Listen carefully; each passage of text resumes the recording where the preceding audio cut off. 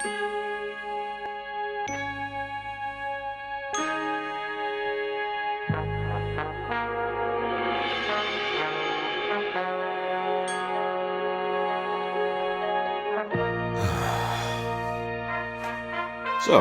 The Time Trap. This was written by Joyce Perry. You may or may not recognize them from having only written one thing ever. This episode. in Star Trek, of course. The trend just keeps going. It just keeps being a thing. So they go into the Delta Triangle, which of course naturally and very dangerously leads them through the Michael Bay sector. I'm not even sure exactly how they survived that, but they do manage to get through it. And then we see the Klingons. Funny fact, unless my counting is wrong, which it entirely might be, this is the last we see of the Klingons until Star Trek the Motion Picture. Which also means this is kind of the last we see of the smooth forehead thing. Not counting the asterisks over in Enterprise, obviously, Season 4 of Enterprise. But they're done, they're gone. It's kind of clever. You destroy a ship at a place that's known to be navigationally hazardous, where ships disappear regularly. And that way, we can just get away with destroying a ship without, provoking straight-up war. It also makes sense that Kor would particularly be interested in this since, he's got that grudge against Kirk because he's kind of a dick. Now, I'm going to go ahead and mention something really quick.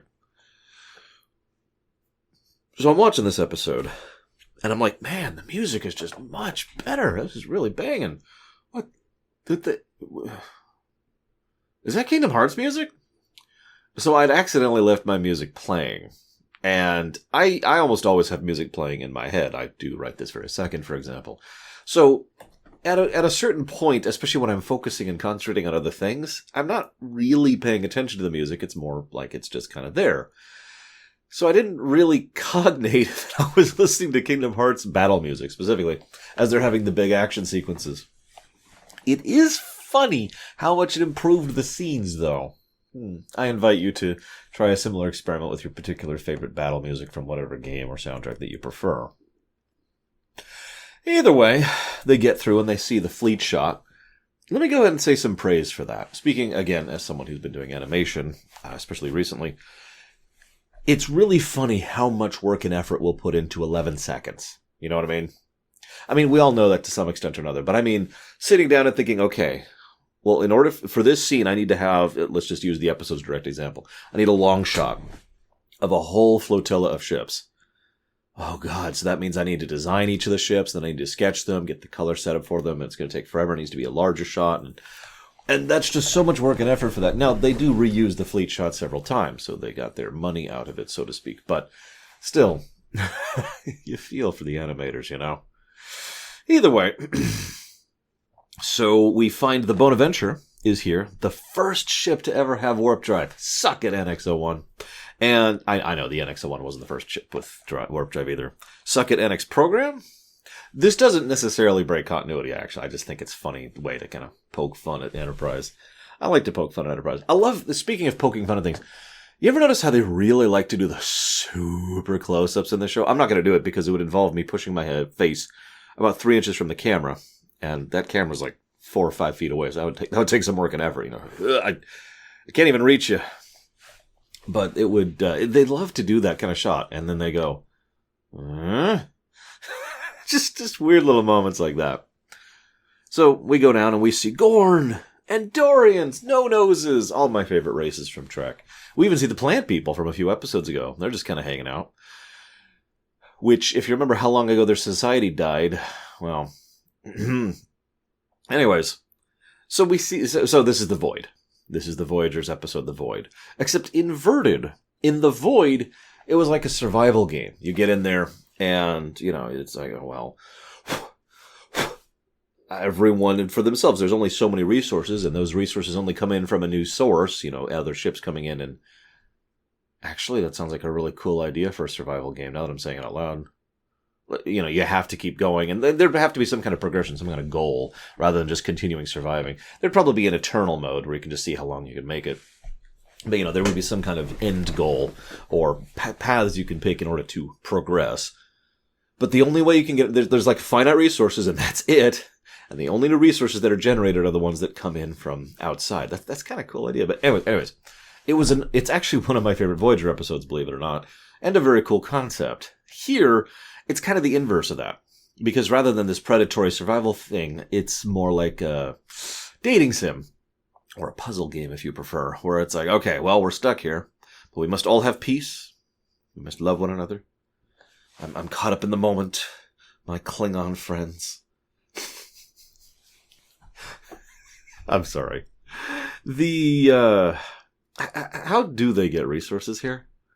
They have psychics, which are the people who disable their weapons, even on a ship-wide scale, so those are some damn strong psychics. But how do they get resources? They age, but really slowly, because time is smeared, even though they wouldn't relatively be noticing the time being smeared, so that doesn't make any sense. But let's just ignore that for a moment.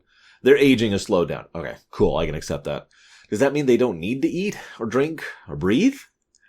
I have so many questions. How does this society survive? They consistently repeatedly show it as like this perfect society of people who live in peace and harmony, and, well, they don't explain any of the why or the how. And, well, that's just Trek in a nutshell, isn't it? So let's just go ahead and move on. Curious what you think, though. How do you think they endure? I've already given my answer. I think they just don't need to eat and drink and breathe. At least, not really. And since stuff doesn't decay, the resources they had will last them, metaphorically, centuries. So, there you go. So they technically are preying on new ships coming in. It's just at a much slower rate. And they join us willingly, rather than us, pillaging them and conquering them. Stealing their deuterium. Either way. So they're like, okay, we need to get out of here. We find out that they only have 4 days of power. This is the dumbest part of the plot right here. Of all the things, that is completely unnecessary. Why add the ticking clock? It doesn't add anything to the episode, and in fact, it even makes no sense that the ship's main power is being drained simply by being here. It prompts all sorts of questions. Is everyone else's power drained? It's also draining in 4 days, which, considering the stretch thing, means it probably should be going away in like 4 milliseconds or something. So, what? Maybe it was damage going through the time portal, but again, why doesn't that affect any of the other ships? Why isn't this an issue elsewise? It's unnecessary. Eject it. Moving on. And then, well, I hate to be that guy, but, are these two crews, or rather Spock more specifically, is Spock the first person to come up with the idea to combine ships to get out? Let's ignore the fact that combining ships is something that should be a technical engineering marvel that probably would take a lot longer than 4 days. Let us also ignore that at the end of the episode, they separate in seconds with no need for anything. No. They just... We're good. We're good. Even for TOS, and even for an animated show, that's stupid. And they even mention how they'll need technical teams and all this expertise and work to tie the ships in together, and it's like... Did you miss your own memo?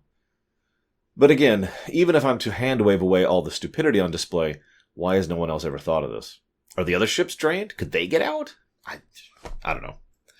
What I do know is that Spock acts weird. Now, I'll give the episode some credit on this, because they actually notice. Damn it.